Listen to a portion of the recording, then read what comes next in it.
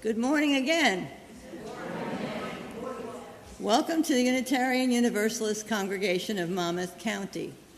My name is Jane Reskoff, and I serve as program chair.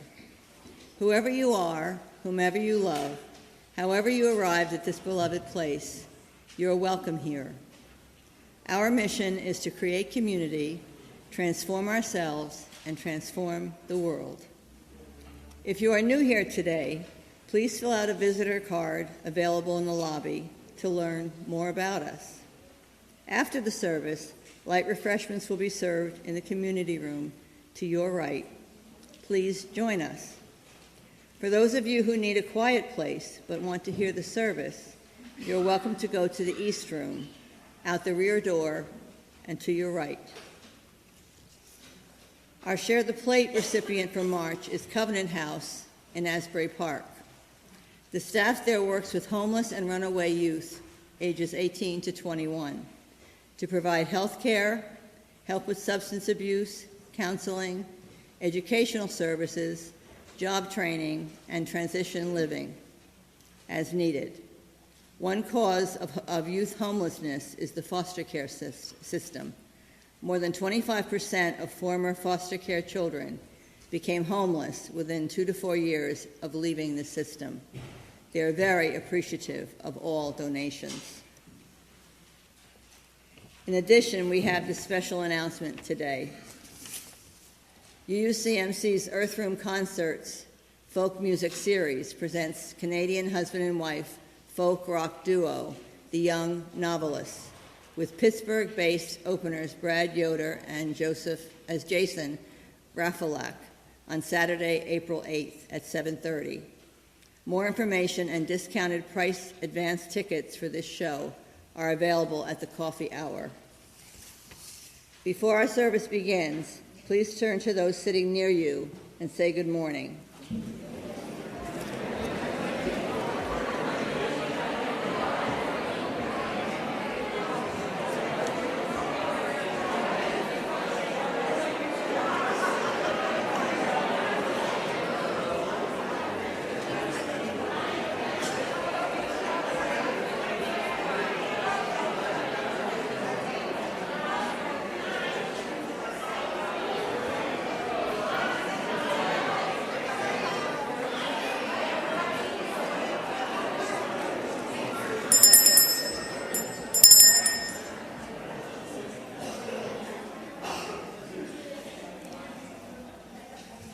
Thank you for turning off your cell phone as we now enter into the time of reflection and celebration. Welcome again to this place of love and hope.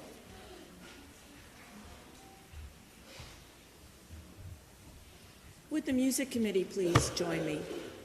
Oh, and Anne Shramko as well. She was on the music committee, so.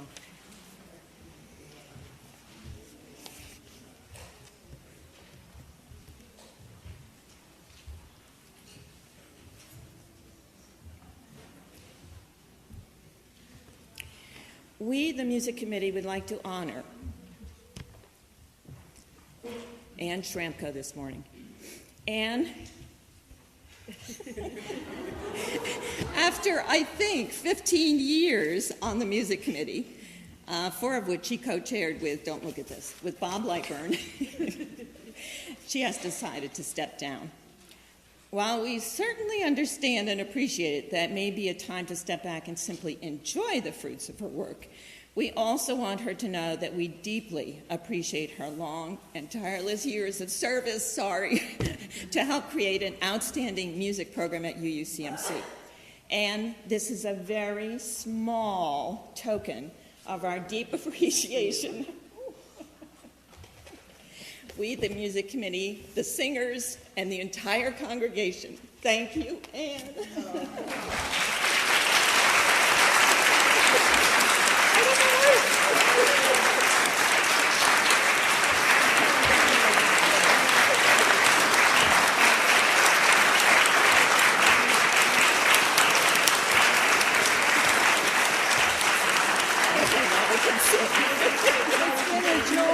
It's been a joy. Good morning to you all and welcome. Our opening words are a litany of witness by Philip Lund, and there's a part for you. So I'm going to ask you to say when I prompt you, I am with you in this. Why don't you try it now? I am with you in this. Good sound. Refugee family seeking a safe place for their children's dreams, say, in this. To the trans teenager longing for a world that accepts them for who they are, say, I am with you in this. Hang on a minute. I am on. You can hear me? Okay. To the black parents wondering when will the lives of their children truly matter, we say, I am with you in this. To the lonely, the frightened, the dispossessed, we say, I am with you in this. To the bullied, the battered, the broken down, say, I am with you in this. To the hungry and the homeless, to the silenced and the shamed, to the weary and the worried, we say, I am with you in this. To all those for whom your disheveled heart is aching, we say, I am with you in this. I'd like to invite up the Lamb family to light our chalice this morning. Amy, Mark, Silvestra, and Luca are new to our congregation, and Amy and Mark are new members. Welcome.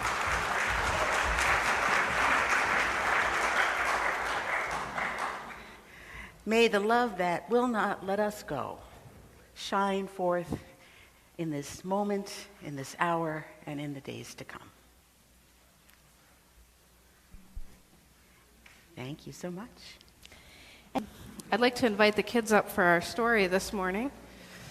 We're going to sit on the steps today.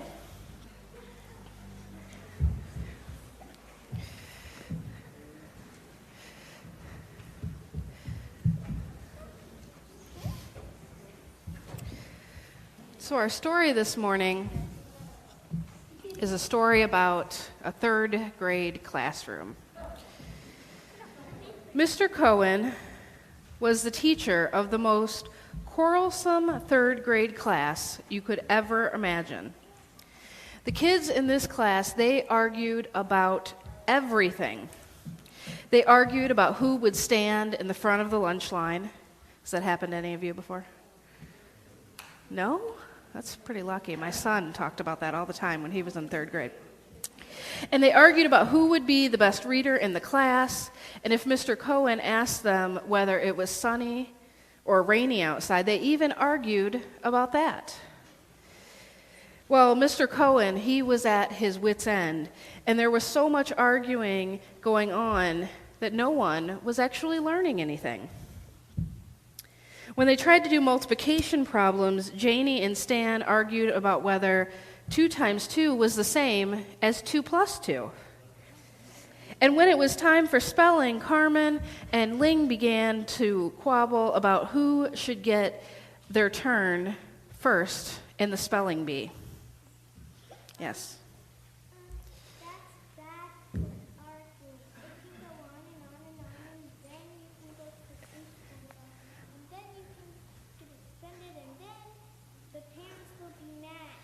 Ooh, yeah.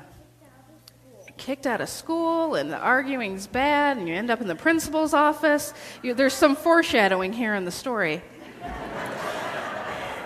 In music class, Carlos and Beth each tried to grab the tambourine, and Carlos ended up in the nurse's office when the tambourine hit him in the head. Mr. Cohen, he had tried everything. And he promised the class an ice cream party if they could get through one day without an argument. Well, Charles and Bobby, they began to argue about whether they should get chocolate chip ice cream or cookie dough. And Mr. Cohen, he even threatened the kids, and he told them that he would send every single one of them who argued to the principal's office. Knew it. Well, do you think that worked? It didn't. It did not work because the principal, Mr. Sanchez, he pulled Mr. Cohen aside politely at the end of lunch and he said, 15 students in my office is just too much, and I had hoped to be able to get a little bit of work done this afternoon. So Mr. Cohen, just like you said, he called the parents, and he tried politely to talk to them and ask if they would have their kids stop. He kept the kids in from recess. Nothing worked. So there was only one thing left to do. Mr. Cohen, he went to his synagogue on the Sabbath, and he prayed. And as he was praying, his rabbi noticed the look of despair on his face, and he came and he sat next to him, and he asked him what was going on. And so Mr. Cohen told him the tale of the most difficult, argumentative class in third grade history. And when he had heard it all, he said simply, "Stay home from work on Monday and leave it to me." So that Monday, the kids, they walked into the classroom and they found this rabbi sitting at Mr. Cohen's desk. And of course, they immediately began to argue. Was Mr. Cohen sick? Or had Mrs. Sanchez finally got so tired of the steady stream of arguing and the children showing up in her office that maybe she fired him? Well, the rabbi sat and listened. She didn't yell. She didn't interrupt. She didn't plead, or she didn't scold. She sat simply, quietly at Mr. Cohen's desk. And after a while, the kids began to wonder what was going on. And the argument started to gradually die down as the kids watched the rabbi sit at the desk and they wondered what was next. Well, when the classroom was finally quiet, the rabbi stood up slowly. "Mr. Cohen will not be here today, and I am your substitute teacher. And I have but only one thing to teach you. And you have to listen carefully because I will not repeat it." And the kids were so surprised that they didn't argue. And the rabbi's voice rang out in stunned silence. "Last night in my dreams, God told me that the Messiah is among you." What do you think happened next? No, they didn't get in trouble. They all started arguing again. Pandemonium broke out in the classrooms, and the kids started arguing about who might be the Messiah.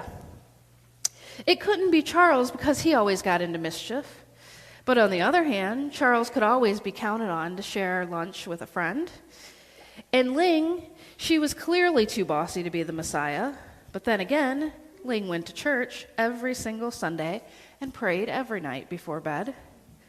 Ooh, what about Janie? She always did her work carefully and neatly. Now, the arguing didn't start overnight, and when Mr. Cohen returned to school on Tuesday morning, the first thing he heard was Stan's angry voice. "I'm telling you, Carmen, Bobby is the Messiah. Just the other day, I saw him comforting a little first grader who had scraped her knee. And isn't that the sort of thing that a Messiah would do?" Yeah. All right. So soon, however, the arguments, they began to disappear. And when Janie began to argue with Charles that she should be the leader in line, she offered to stand behind him in line. Because after all, Charles might be the Messiah. And in music class, Carlos and Beth took turns using the tambourine, because after all, one of them might be the Messiah. And after that year, yes.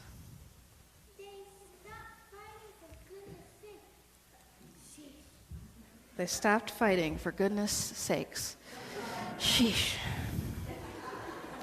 Such wisdom.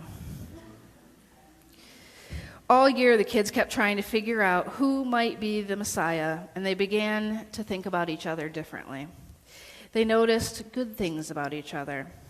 Stan was a great artist. He had a huge imagination. Ling, she was passionate and she was strong. Carmen was the most loyal friend that you could ask for. And as for Mr. Cohen, He was a gentle and kind teacher. Maybe he was the Messiah. And so the kids began to also think about themselves differently. Each child wondered, could I be the Messiah? The children were inspired to try and to be the very best people that they could be. Now soon, the reputation in Mr. Cohen's class changed for one of treating one another well.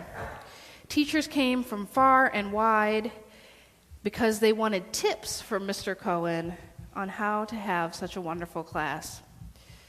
The kids ended the year in Mr. Cohen's class. They graduated having learned a very important lesson, and that they would never forget. And this is a lesson that I hope that you could learn from this story.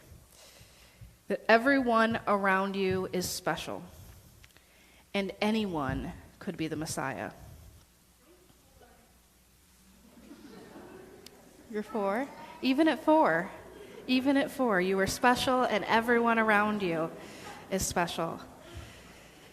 Next fall, Mr. Cohen looked at his brand new class of 3rd graders. And already John and Anna were arguing about whether or not alligators were the same as crocodiles. "Good morning, children," he began. "Has anyone ever heard of the Messiah?" He lowered his voice to a whisper, so everyone had to be quiet and listen. And he said, "I have been told that there is a Messiah in this class." And so our story ends. And go now in peace. Everybody is special. Go now in peace to your classrooms.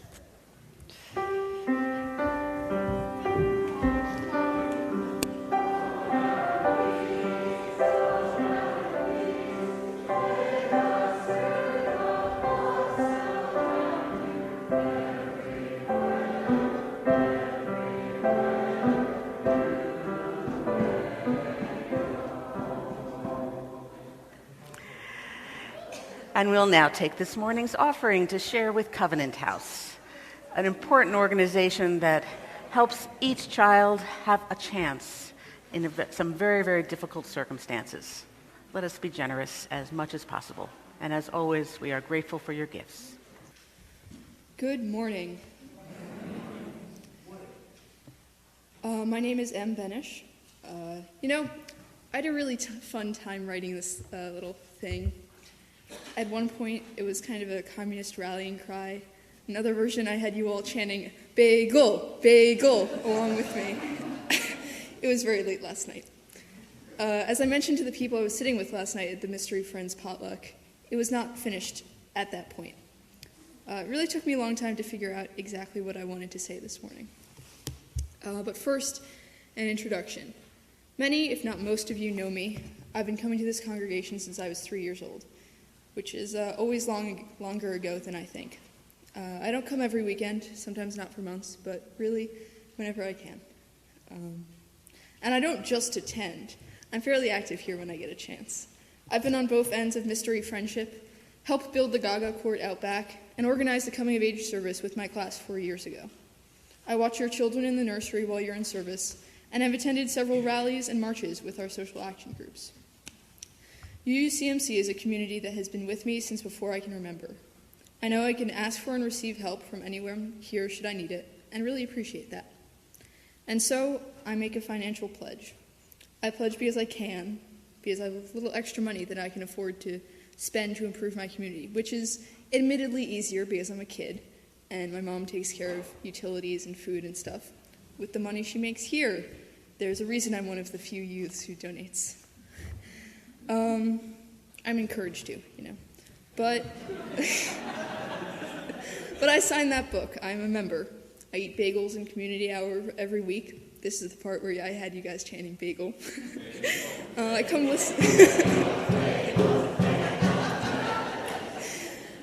listen to the guest musicians and speakers. It's like I always say, from each according to their ability and to each according to their need. I have the ability to give money and the need for community, much like many of you, so I pledge. Thank you.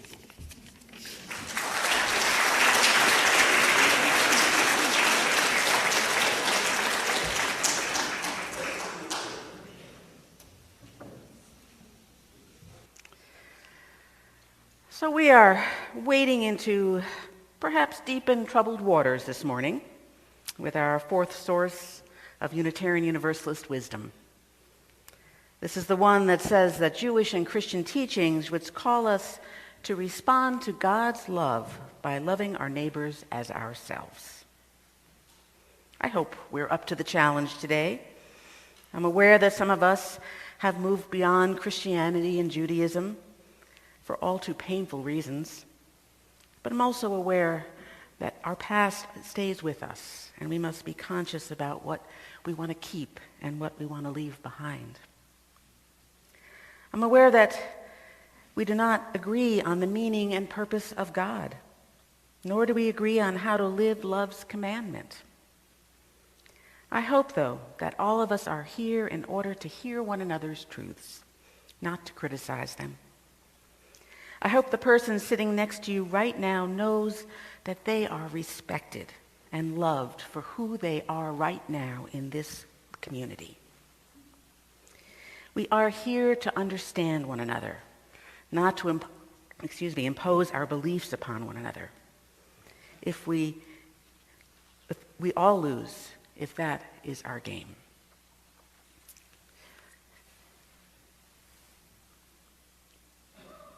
Excuse me. So let's look at the history as written in the collection of books known as the Bible. The relevant passage appears in the book of Leviticus, which is the third book of the Hebrew Bible and the third of 5 books of the Torah. And it goes like this. When strangers sojourn with you in your land, you shall do them no wrong. The strangers who sojourn with you shall be to you as natives among you, and you love them as yourself, for you were strangers in the land of Egypt. Following the exile and enslavement of the Israelites in Egypt, they learned an important lesson about hospitality, the very hardest way. To treat a stranger poorly defied a code of hospitality that also includes widows, orphans, and the poor. Repeatedly, we are told that because the Israelites were persecuted as the hated and dreaded foreign elements in Egyptian society, one of their primary responsibilities as a free people is to not do the same to others. They are morally bound to not oppress the stranger. This rule seeks to break that cycle of repetition and compulsion that leads to the abused becoming an abuser. The Hebrew Bible contains 36 such instructions to care for the stranger. Boundaries are necessary, security is essential, but justice cannot be trampled upon. To take this hospitality a step further, and when you reap the harvest of the land, you shall not reap all the way to the edges of your field, or gather the gleanings of your harvest. You shall leave them for the poor and the stranger, says Leviticus. Rabbi Sheila Peltz-Weinberg asks the critical questions that naturally follow. While we don't live in a world where gleaning is the answer to inequality, we might ask ourselves what measures we should take in our day that are in keeping with the concern for justice and compassion in these sacred texts. How might we apply this high standard of care and concern for the poor and the stranger today? It was from within this Jewish culture and faith that Jesus gave his greatest commandment as well. It's told like this in the book of Mark. One of the teachers of the law came and heard them debating. Noticing that Jesus had given them a good answer, he asked him, "Of all the commandments, which is the most important?" "The most important one," answered Jesus, "is this. Hear, O Israel, the Lord our God, the Lord is one. Love the Lord your God with all your heart and with all your soul and with all your mind and with all your strength. The second is this. Love your neighbor as yourself. There is no commandment that is greater than these." This commandment to love God is turned around in our source statement, though, to focus on God's love of us and all creation. But either way, the relationship is powerful and deep. Like a parent loves their child and a child loves and depends upon their parent, A relationship with God is nurturing, protecting, and demanding of better behavior. It is from this experience of such powerful love that we learn to love ourselves and learn to love our neighbors. To reach that high bar of loving both the same is, I think, almost always a work in progress for us. For Unitarian Universalists, the source of the good and the holy in this life lends meaning and a quality of urgency to our days. The meaning is in the restful knowledge that we too are loved. The urgency comes in our need for justice for all God's children, because they too rest in this love. No goal of equality can ever be reached if we do not start right here, acknowledging love of self and love of other. All deserve the human dignity we defend for ourselves. At best, we see the world as a whole more often than is divided by us and them. This love of God's that applies universally without qualification to every being, place, and thing makes that vision possible. One statement that lives prominently on our front door always speaks to me, especially in times of confusion and despair. It's Julian of Norwich, a Christian mystic, who wrote those words, "All shall be well, all shall be well, all manner of things shall be well, for through all life moves a love that will not let us go." These are words to repeat when you cannot sleep for worrying about the world, about your life in the middle of the night. That love that moves through everything and knits everything into a web of meaningful relationship, that's the closest I can come to understanding what God is and is not. I wanted to share some of the ideas of my colleagues about this love who have their own particular experience of it. Reverend Elizabeth Ellis describes her Ignatian spirituality practice like this. We deepen our experience of God through spiritual direction and prayer. We come to know that which is beyond our explanations, but which is always love. From the knowing and from the mutuality of the experience of love, we are called to be co-creators of the reign of God on earth. God is in the nitty-gritty work of loving one another in the social, economic, political, and material world. We're called to understand the world's systems and its evils and to establish mutual love in spite of all our unlovability. At the same time, though, attention to prayer, we discover God, who beckons us to know mystery in life. We discover a love without beginning or end in which we live, which lives in us and which offers us unimaginable joy beyond our expectations. And Reverend Eric Wickstrom describes his changing understanding of God through childhood and beyond like this. When I was young, I believed in a personal God, a person who, though invisible, would probably look like one of Michelangelo's paintings. As I grew older, I came to believe in an impersonal God, a force like gravity or love or life itself. This later belief satisfied my mind for some time, yet what was missing from this understanding of God for me was the quality of relationship, the actual experience of a relationship with God, which I had known as a child, and which in my honest moments I knew still, even though no longer they made sense. After much wrestling, I now believe in a personal God who is not a person, who is a mystery beyond my ability to comprehend, yet no less real for my confusion. This God is wholly other, yet also as close as my own breath. St. Augustine wrote, "If you can understand it, it's not God." I cannot say what God is, but I know in my soul that God is. God is known by many names, yet is not fully known by any name. Even so, God can be known and loved, and God loves us all.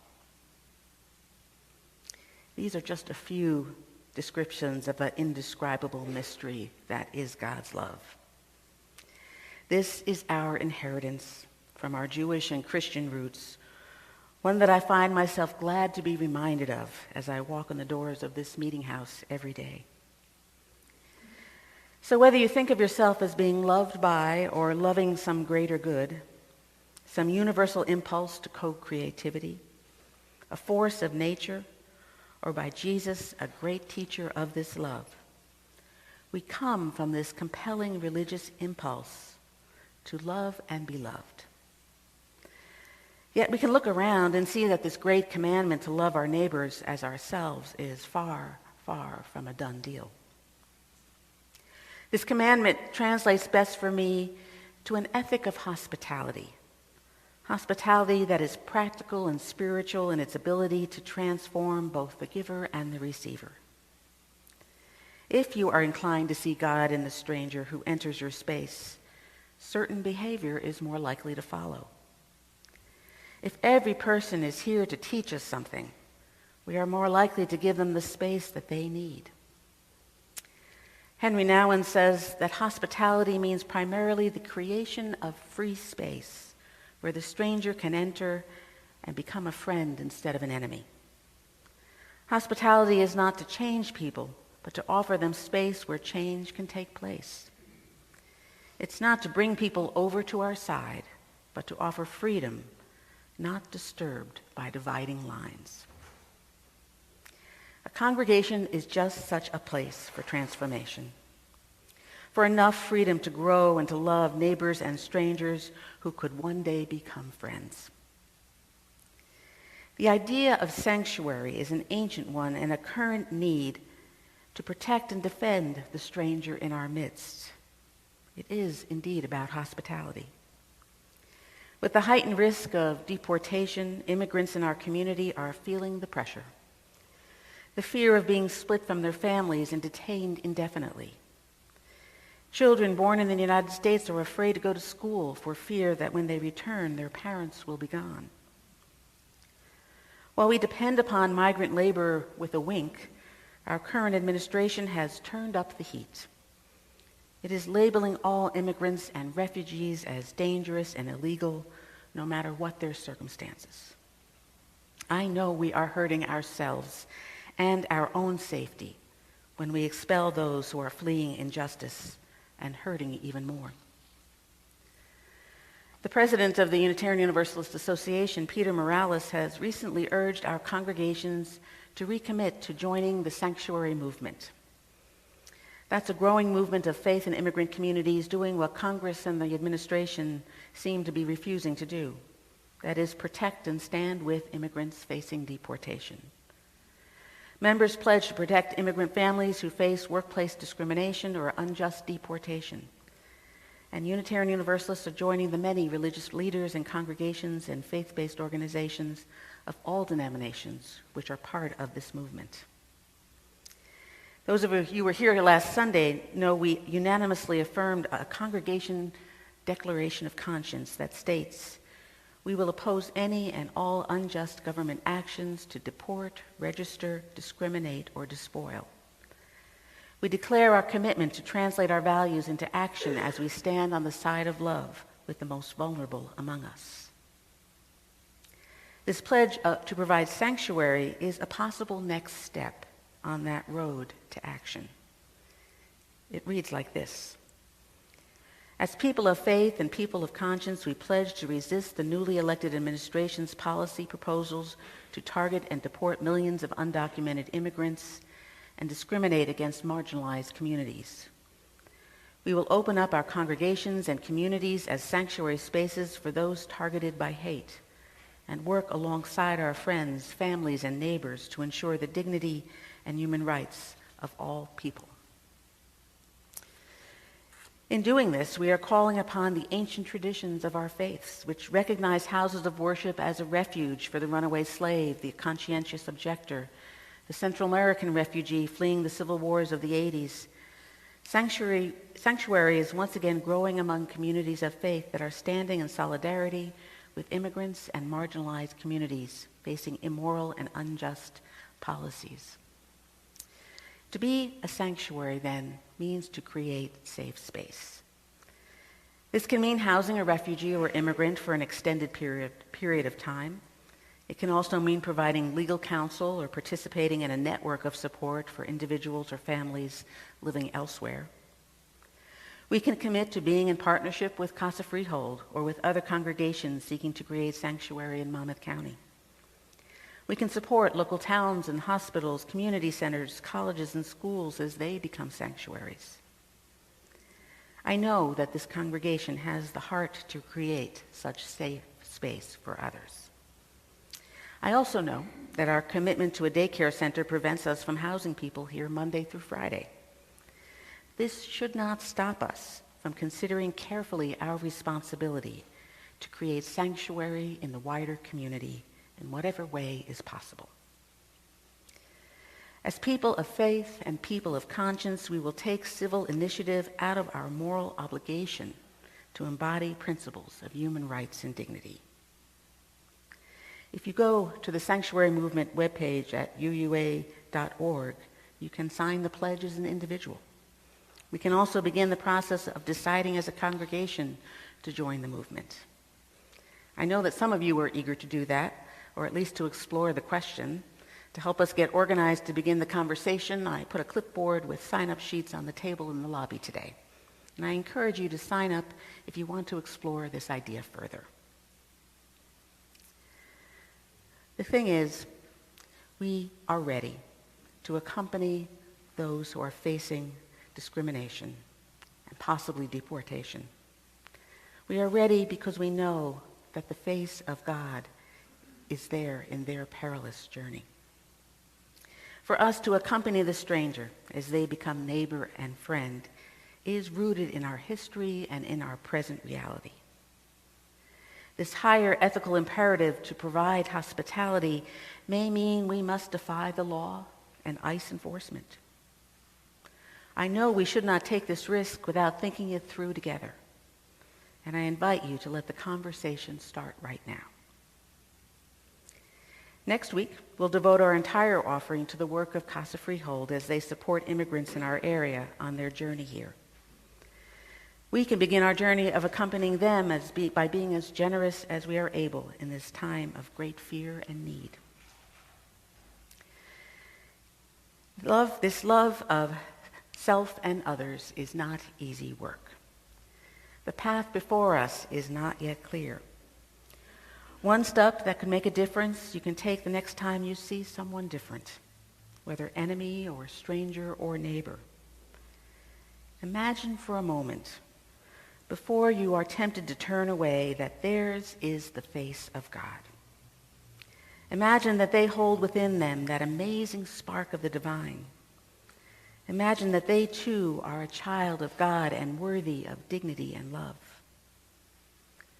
Then observe in yourself how this thought changes what you do or feel next. What difference does it make to you to see God, even if it's only in your imagination? What difference does it make to be the eyes and hands and hearts of a love that will not let us go?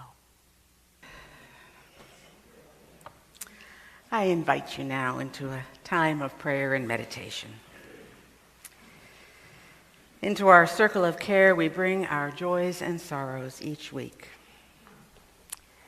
Our hearts this week go out to the Rastatter family, Stephen, Allison, Christina, and Liliana, as they mourn the loss of their son and brother, Evan. Evan died tragically at the all too young age of 22 this week. Please surround this dear family with our love. A memorial service will be held here on April 8th at 1 p.m. And may all who know both joy and sorrow in our midst find the care they need in this beloved community. We bow our heads in order to imagine not one path, but many. We imagine a path forward for those who cannot imagine any path forward because of poor health or hardship, family crisis, and other roadblocks we cannot begin to imagine or understand. We struggle to imagine a path forward for those who are forced to leave a homeland against their will, and for those unable to leave a war-torn homeland despite their lives being in danger. We imagine a path forward for those who leave their homes to make a better life for their families elsewhere. May we be a welcoming presence along that path toward hope. We come together to imagine a path forward for those of us despairing because we do not seem to know our country nor our neighbors, despite the fact that we have not moved at all. May we be the good we are hoping to find as we travel side by side down the path toward hope. We imagine a path forward for those who feel lonely this time of year. May we take one another's hands as we walk that path toward community. We know, as we imagine these ways forward and take one another's hands, the paths will lead to hope. The roads will lead to beloved community. And the arc will bend towards justice, because we have dared to travel with our love in our hearts. Let's join now together in a time of silence.